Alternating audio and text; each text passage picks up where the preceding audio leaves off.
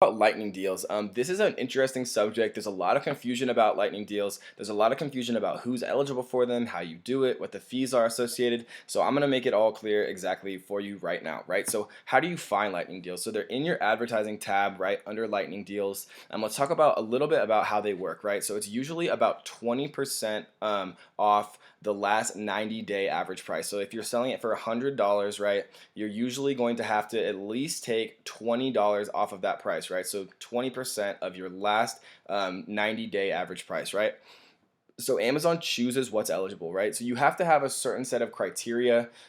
You can't request lightning deals. It just appears in your advertising, so it's definitely worth checking. A lot of power sellers, including myself, use lightning deals at least once a week, once a month, some amount of times, right? For slower moving products, for things that we know we're probably not going to replenish in the future, and we're kind of just trying to get rid of, or if we want to boost that, if we want to boost our momentum, if we have a huge amount of stock or we have some on the way, right? Or before a holiday where you want to kind of be up on top of those organic listings, so you're getting all of the organic sales, right, leading up to into a holiday that is related or is specifically important for your product, right?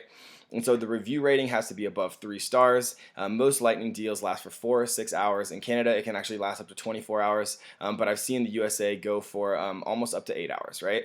So I've seen traffic usually between 2 and 10 times, right? I've heard some other people say, up to 20 times or even more than that, but all of the lightning deals I've ran have been in between 2 and 10 times average, right? You can kind of think about a lightning deal actually as similar to the type of traffic that you'd increase for Q4, right? For Christmas. It's about the same thing, right? So you're getting about 2 to 10 times more traffic. Same with Prime Day and Q4, right? So the cost is $150 in the USA, right? If you want to do it on Prime Day, which has an absolutely insane amount of eyes on your product, right? It's actually $500, and during the Christmas season, it's a bit more expensive as well, right? So you can schedule, you can't schedule. Amazon actually does the scheduling for you. So when you submit a lightning deal, it gives you an eligibility time slot, right? There's actually a error as of May 2017 in Amazon's lightning algorithm where you can actually open up 3 or even 3 or 4, even up to 5 tabs if you're super quick, and you can open up 3 different tabs for the same product, same lightning deal.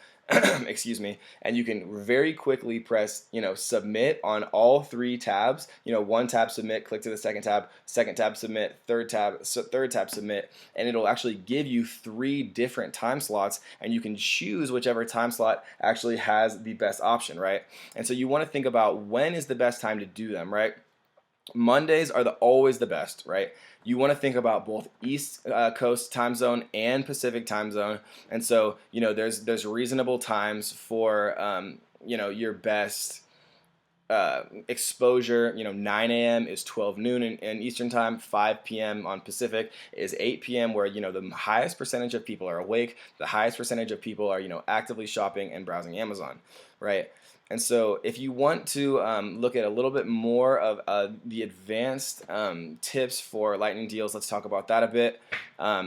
So you want to put an offer just a little bit more than what you expect to sell, right? So your claim rate is high. When what this does is when your claim rate is high, it actually basically games the Amazon algorithm and boosts your lightning deal to the top of the lightning deals page. And so you can think of lightning deals similarly to as you can think about product listings, where if you're higher organically ranked in the lightning deals section, you obviously have more eyes because less people are having to scroll to reach yours, right? And so if you want to even use a little bit more of these advanced tactics, if you know you're going to have a lightning deal and you have some friends and family and things like that who would be willing to help you and take like a minute of their time, if people are adding your lightning deal to cart initially, right, within the first few minutes of the deal, it really spurs your claim rate and really kicks you up in the deal page position, right? And so you can actually tell your customer base about an upcoming lightning deal. It's TOS compliant, right?